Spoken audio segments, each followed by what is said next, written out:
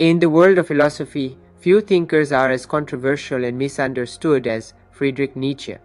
His writings cut deep, challenge comfort, and often leave readers questioning everything they thought they knew, especially when it comes to his views on women.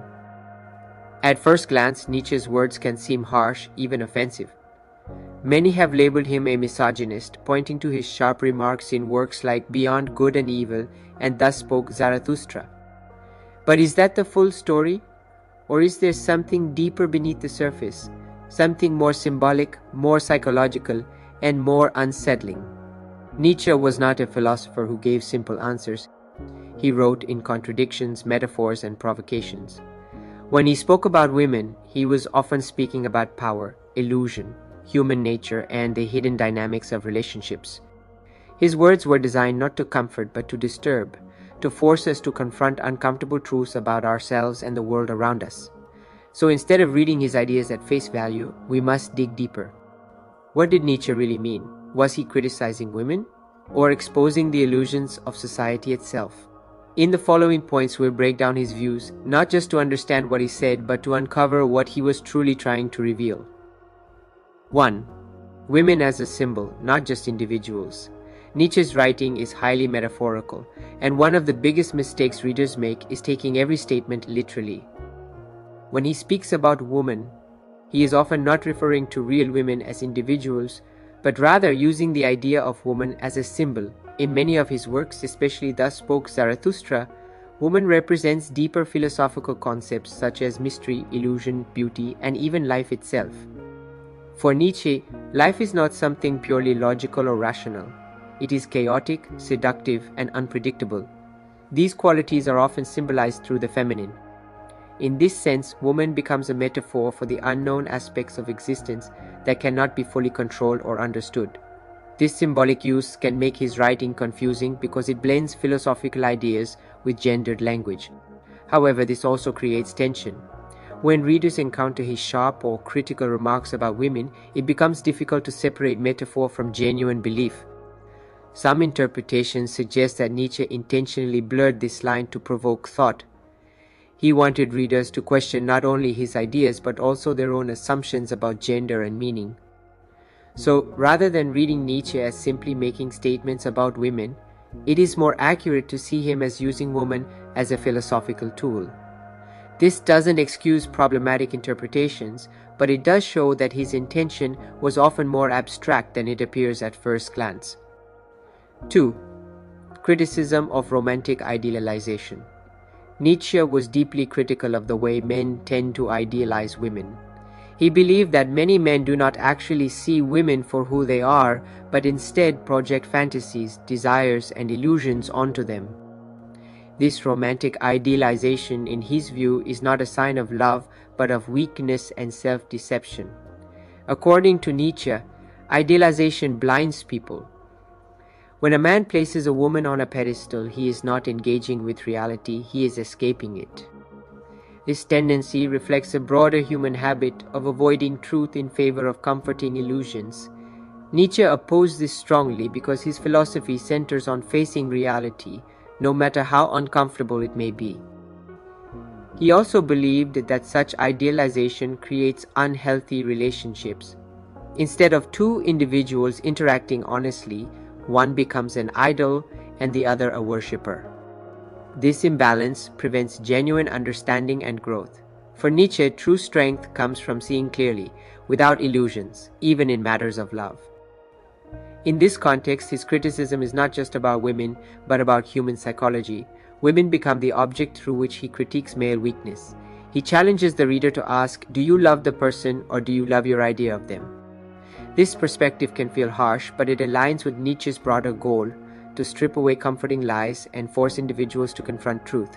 His critique of romantic idealization is ultimately a call for honesty, self-awareness, and emotional strength. 3.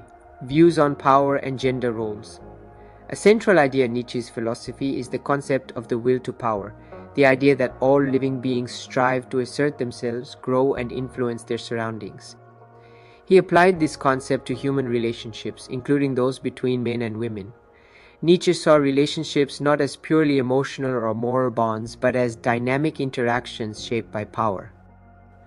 This does not necessarily mean domination in a crude sense, but rather influence, control, and the ability to shape outcomes. In his view, both men and women seek power, though often in different ways. However, his descriptions of these differences reflect the cultural context of the 19th century. He often portrays men as direct and forceful, while women are described as subtle, indirect, or strategic in their pursuit of influence. Today, these ideas can feel outdated or stereotypical, but they reveal how Nietzsche interpreted social behavior through his philosophical lens. Importantly, Nietzsche did not see power as inherently bad. For him, striving for power is a natural and necessary part of life. Problems arise when people deny this reality or disguise it under moral language. By analyzing relationships through power dynamics, Nietzsche aimed to expose underlying truths that people prefer to ignore. While modern readers may challenge his gender assumptions, his broader point remains relevant. Relationships are complex and often involve hidden struggles for influence. Recognizing this can lead to greater awareness and more authentic interactions. 4. Controversial and misogynistic tone. Nietzsche's writings contain several statements about women that are widely considered offensive or misogynistic. In works like Beyond Good and Evil, he makes sharp, sometimes dismissive remarks that have sparked criticism for over a century. These passages are often quoted as evidence that Nietzsche held negative views about women. However, interpreting these statements requires caution. Nietzsche's style is intentionally provocative. He uses exaggeration, irony, and contradiction to challenge readers. He often writes in a way that forces discomfort, pushing people to question their assumptions rather than accept his words at face value. Some scholars argue that his harsh tone is directed not at women themselves, but at societal roles, expectations, and illusions surrounding gender. Others believe that, regardless of intention, his words reflect genuine bias shaped by his time. Both interpretations have merit, and the debate continues. It's also important to note that Nietzsche criticized many groups, not just women. His philosophy is broadly critical of human behavior, morality, religion, and culture. His goal was to dismantle what he saw as false values and replace them with more honest ones. Still, his language can't be ignored. Even if symbolic or rhetorical, it carries weight. Understanding Nietzsche requires balancing his philosophical intent with the impact of his words.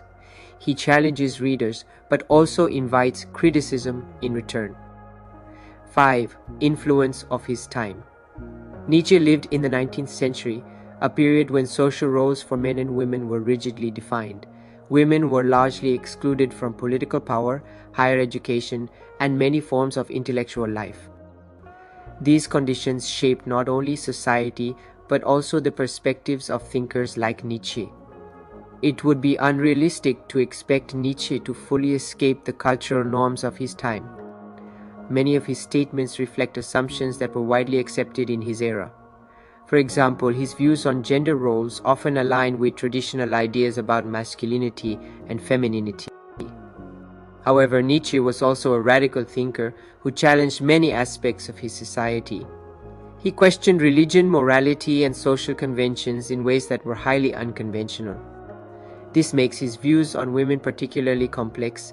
While he broke away from many traditions, he still remained influenced by others. Understanding this context is crucial.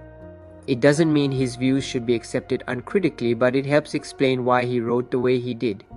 Judging historical figures requires balancing awareness of their environment with critical analysis of their ideas. In Nietzsche's case, his work reflects both the limitations of his time and the originality of his thought. Recognizing this tension allows for a more nuanced understanding of his philosophy. 6. Admiration for strength and intelligence. Despite his criticisms, Nietzsche deeply admired qualities like strength, independence, and intelligence, traits he valued in all individuals, regardless of gender. He believed that most people live passively, following societal expectations instead of creating their own path. Those who rise above this, in his view, are rare and admirable. When Nietzsche speaks positively about women, it is often in the context of these qualities.